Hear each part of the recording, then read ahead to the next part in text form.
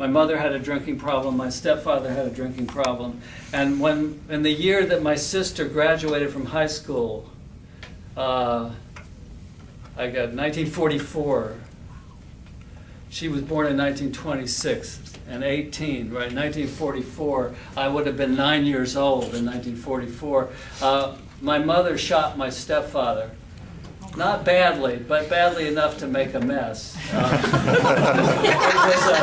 It was a shotgun, and it didn't go in very deep, but it did. And they divorced, and they all moved to New York. No, it's interesting. And my stepfather worked in New York. My mother got a job in New York. My sister got a job in New York, and I was sent off to boarding school at the age of 9 because I had a fairy godmother who took care of me. And this story is told in my novel, Leaving Maggie Hope. And at school, I learned to be really, really good. I loved school because it was a safe place. I adored school, and I was very good at school, and I liked being good at school. And I earned the right, by being such a good boy, I earned the right to spend a weekend in New York with my mother. And when so I got on the train in the school in Massachusetts, rode to New York, got out of the train at Grand Central Station, and went up to meet my mother, and she wasn't there.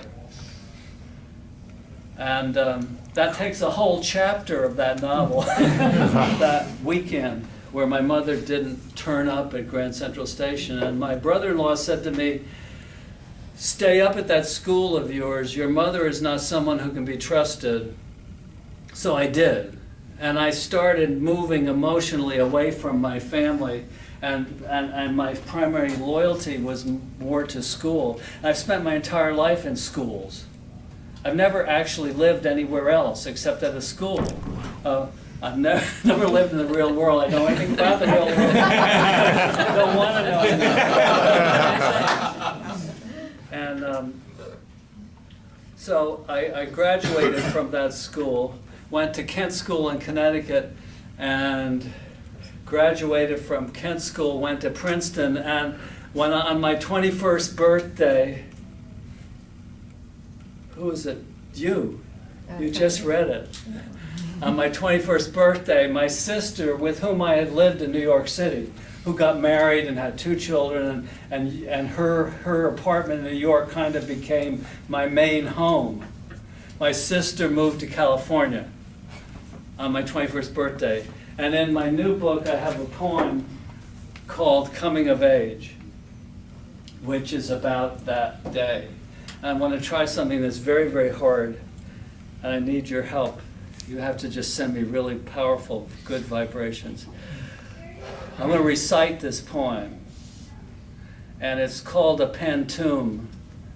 Anybody know what a pantoum is? You're good. She's an English teacher. Yeah, better.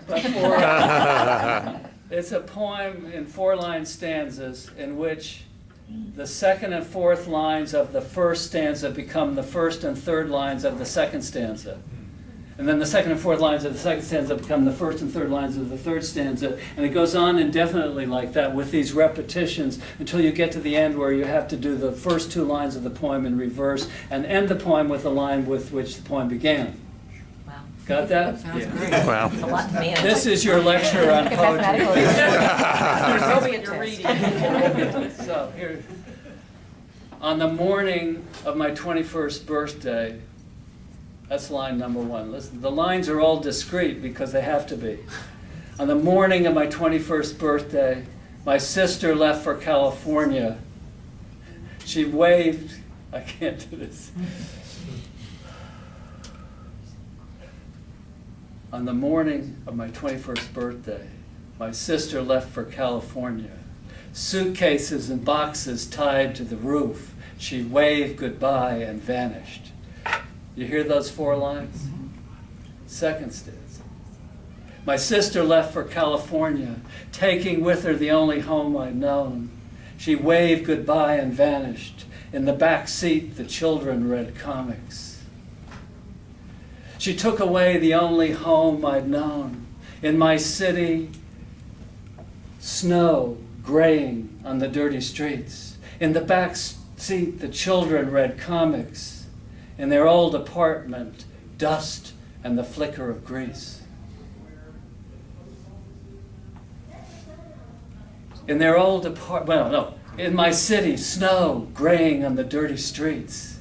Nowhere to go, nothing to be done. In their old apartment, dust and the flicker of grease. Where do you live, my friends in college ask. Nowhere to go, nothing to be done except take the train back to school. Where do you live, my friends in college ask. In the regions of the mind, in my shuttered heart. I take the train back to school, closing my old coat around my neck. In the regions of the mind, in my shuttered heart, I look for the star that played at Bethlehem. I close my old coat around my neck and climb the 60 stairs to my tower room. I look for the star that played at Bethlehem and kneel in silence by my narrow bed. Nothing there but the spinning of wheels. She waved goodbye and vanished, flicking her cigarette out the window on the morning of my 21st birthday. It's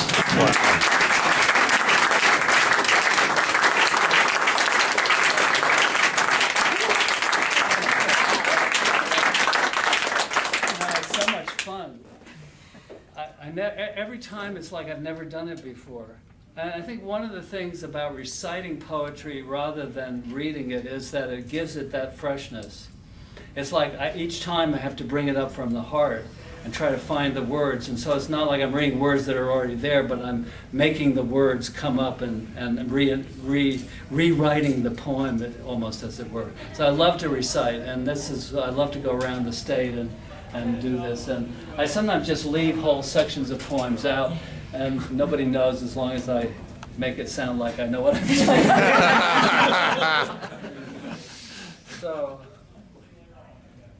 So I graduated from Princeton. I got a PhD at Harvard, and got married,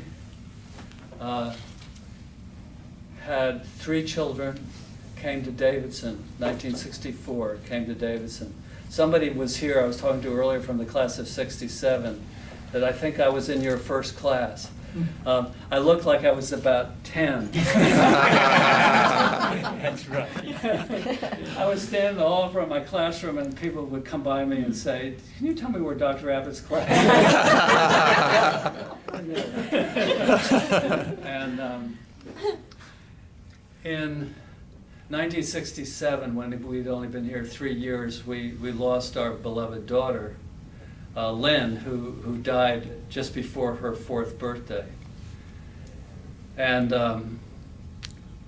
I was really kind of lost about that, because I didn't know. I had been so careful of my life to be strong and rational and self-sufficient and not trusting my family and wanting to be able to take care of myself and my family, that suddenly I had this loss and I didn't know how to express it. I had no language. And I had to learn. It took me 10 years. And a lot of you were here during that 10 years when I had to learn a whole new language, a language of the heart. I had to learn the words for loss and grief, the words for love, the words for joy, and the words for those feelings that come deeply out of the self that have nothing utterly to do with a PhD. I always like to say a PhD is probably the worst possible preparation for poetry, because it's all intellectual, and poetry comes from the soul. And so I had to learn that language, and gradually, bit by bit, I learned it. And I began writing poems and began publishing poems bit by bit. And I became known for a poem called The Girl in the Yellow Raincoat, which was my first great expression of my feelings for my daughter. And there was a girl at Davidson who wore a yellow raincoat who was in my class, and she was exactly the same age as my daughter would have been. And I said to myself, this is what I would like my daughter to be like the girl in the yellow raincoat if she were here now. And this girl's turned out to have a pretty remarkable career. So I wrote the poem, and this is it. The girl in the yellow raincoat waits on the sidewalk outside my window. The flower in her hair is wet. She stands very still, her eyes focused upward on something I cannot see. She does not move, but she smiles slightly. Perhaps she plays the cello, and she is humming Bartok silently, making the bow ripple with her tongue against her teeth, or maybe she is waiting for a bus to take her to her lover. Or she has read a letter from Paris or Istanbul, and she smells coffee and chestnuts steam roasted. And she hears in the cobbled streets the cries of vendors under the aged curves of bridges. Perhaps she's just a girl standing in the rain in the early morning by a stone bench while the street shines. It is nothing, you argue. Then why do I weep? And why are there splinters in my palms? And why do I stand here long, long after she is gone?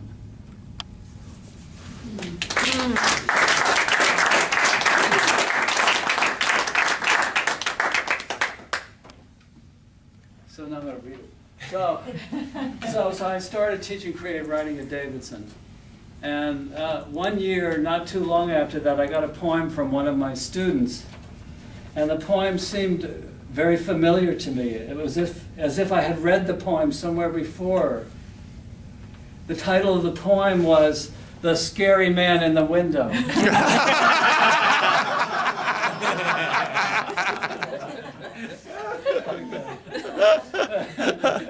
Damn, you guys are much smarter than anybody else. I've done this before at other meetings, and I've said the title and gotten total blank.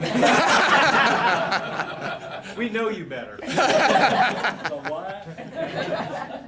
The scary man in the window stares at me as I stand on the sidewalk outside in the rain. I am pissed off. This flower in my hair is wet. I cannot sit down on that stone bench because it is also wet. The bus is late, I have cramps, and I'm having a bad hair day. My old tattered slicker lets the rain seep in. Oh God. That man still stares at me. Maybe if I stand still and look away into the sky, he will leave me alone. Or if I smile slightly. Just another leering man. If he comes outside, I will scream. Mother calls me cynical. Maybe I am, but perhaps he is not an ogler at all, but a poet. Well, this is getting better now. A poet, watching my every subtle action, curious like a child, wondering where I'm from and where I'm going, if I've been to Paris or playing instruments, or if I like Kerouac or Bartok or Degas, or if I have a boyfriend somewhere in the city. Or maybe he's just lost his lover, and I remind him of her, and he watches me longingly, gripping the window frame as he remembers. It is nothing, you argue. Then why do I stand paralyzed in the rain, quietly suffering his gaze, struck with a bizarre craving for chestnuts and coffee? Any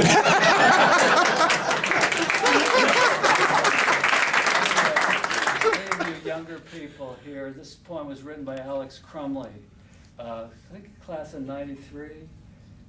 This isn't a 2-7 year, so Alex was brilliant. He had a girlfriend named Rachel Newcomb, who won the Brain Bell Prize twice in a row, her junior year and her senior year. And she and Alex were the two best writers, and they were the stars of my creative writing class. And he sent me this poem, and he was really nervous about it.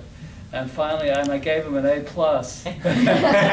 because it's a brilliant poem. It starts out as a parody, and then it becomes really a serious commentary on my poem. Most people didn't get the splinters in the palms that Alex did. He gripping the window frame as he remembers, which is great. So I feel like my poem grows because of his poem. It's what we call in the business intertextuality.